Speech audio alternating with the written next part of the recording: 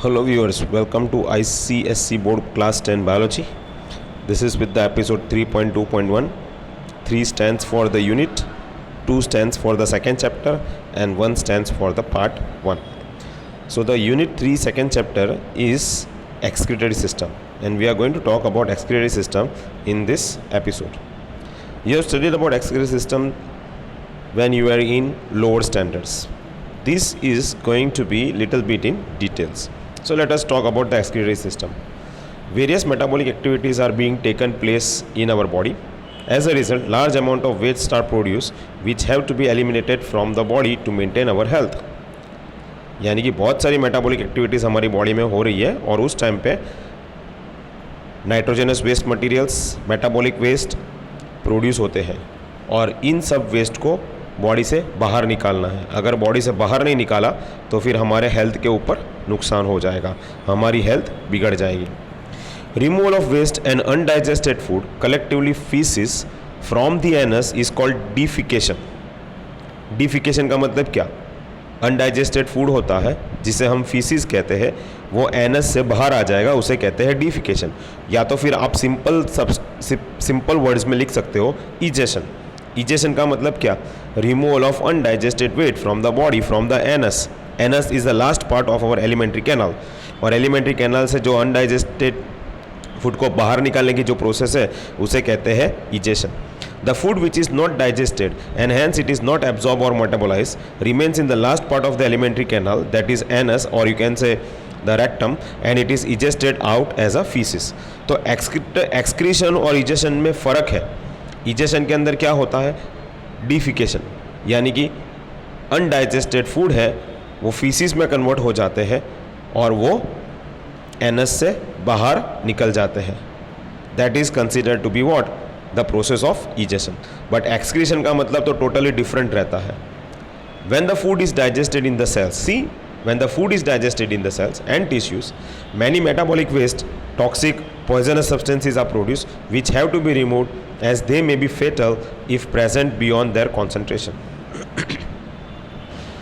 Excretion is the removal of metabolic waste from the body, particularly nitrogenous waste, or separation and elimination of metabolic nitrogenous waste from the body is called excretion. यहाँ पे faecal matter नहीं आता.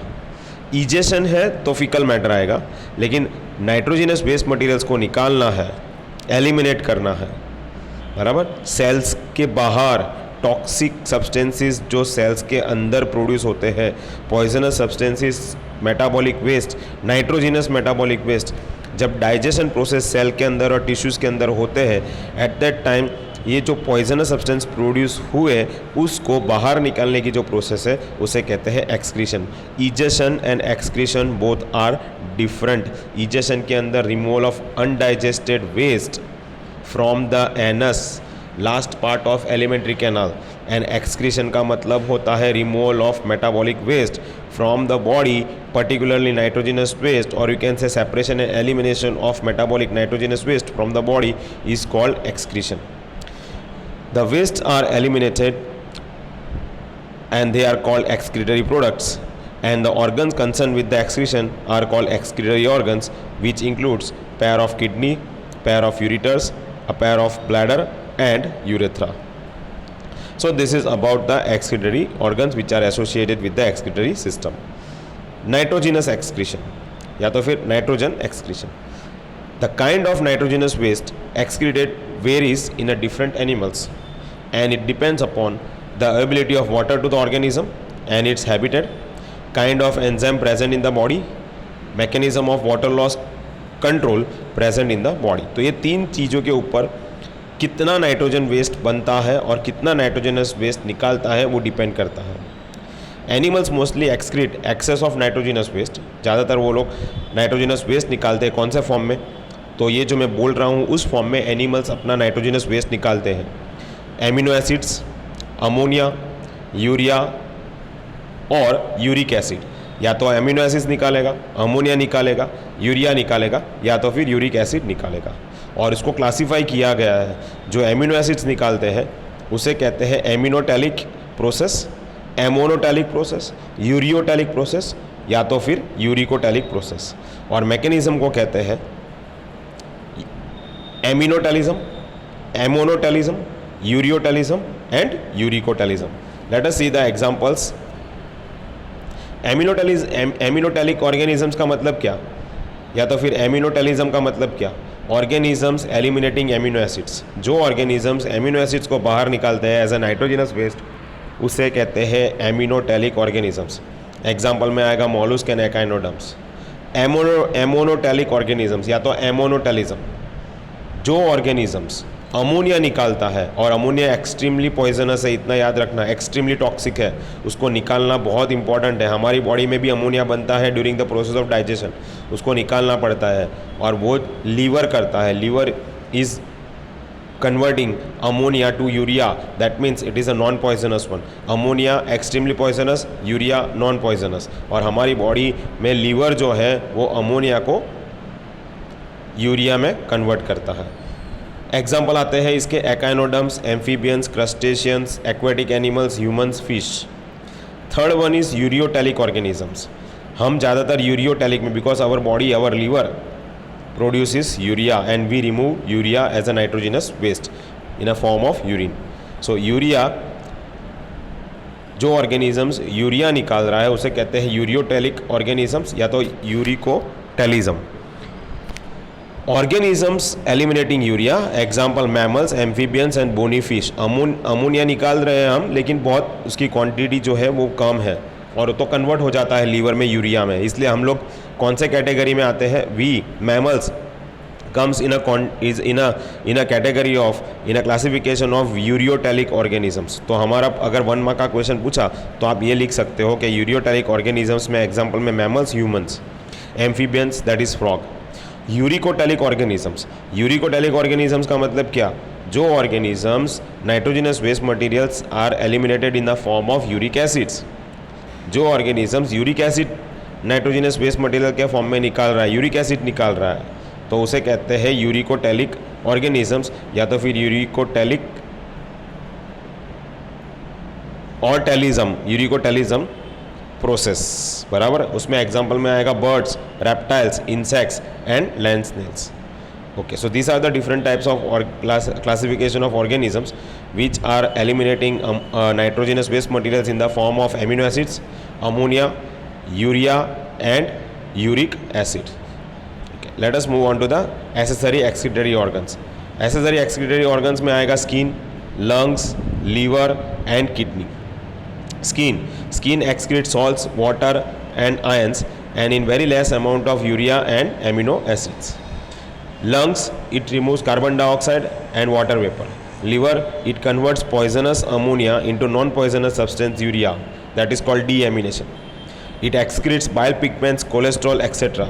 and liver produces urea. ये 1 mark का question है। Which organ produces urea? Liver produces urea. Kidney, it is the most important excretory organ evolved in the removal of urea and other nitrogenous waste. It is also an osmoregulatory organ and kidney removes urea. Liver produces urea, kidney removes urea in a form of urine.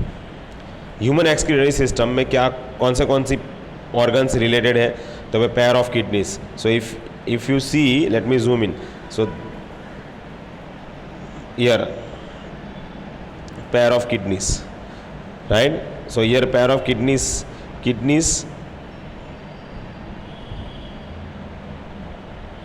and 2 ureters. Hold on a second. Yes, so this one and this one is ureter. So pair of kidneys, a pair of ureter, then here urinary bladder and urethra.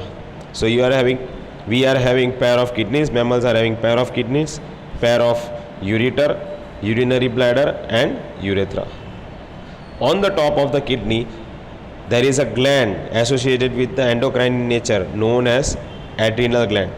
So all these things we are going to study one by one. We'll study about the kidney first, then we'll study about ureter, then urinary bladder, and then the last one is urethra. We'll also study the internal structure of kidney, which has the units which are known as nephrons. These are the basic structural functional unit of excretory system, or you can say kidney. And then we'll study about the formation of urine at brief level and the functions of kidney. as well as certain diseases associated with the kidney. So this is all about the introduction to excretory system. In the next episode, we'll talk about the organs associated with the excretory system, that is kidney, ureters, urinary bladder and urethra. I hope you understood this session. If you have any doubts, please let me know. I'll explain once again, or try to see the video one or twice, and you will be able to understand very nicely. In board examination, they are asking to draw the label diagram of excretory system. So it is talking about this one. So if they are asking draw the label diagram, then you have to draw this diagram along with vena cava and aorta. This vena cava is inferior vena cava. See the arrow. The arrow is going up.